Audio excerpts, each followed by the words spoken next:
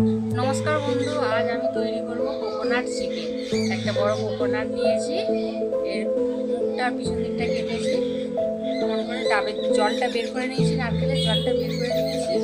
এবার আমি এর মধ্যে ম্যাগনেট করা আছে দিয়ে চিকেনের মধ্যে দিয়ে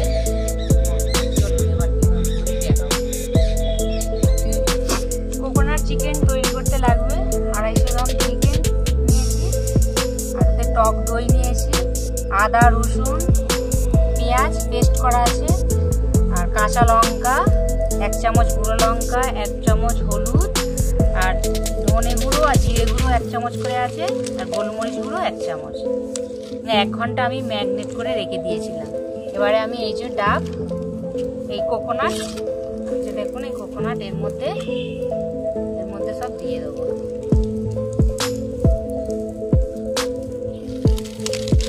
তেল লাগবে না।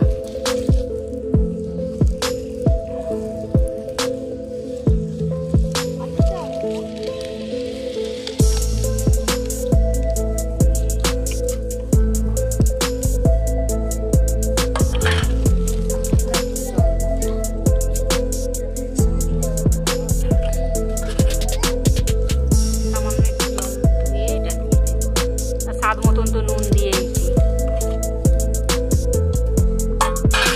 দিয়ে আমি এটা চাপা দিয়ে দেবো।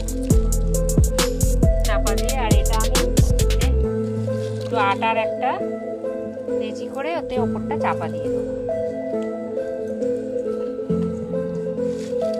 আমার আটার লেচিটা হয়ে গেছে এটা আমি এতে বন্ধ করে দেবো।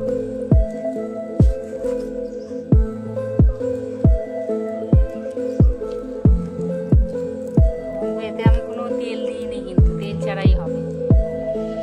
তার সাথে এইটা আবার উনুনে দিয়ে দেবো। এই যে আমাদের উনুন রেডি।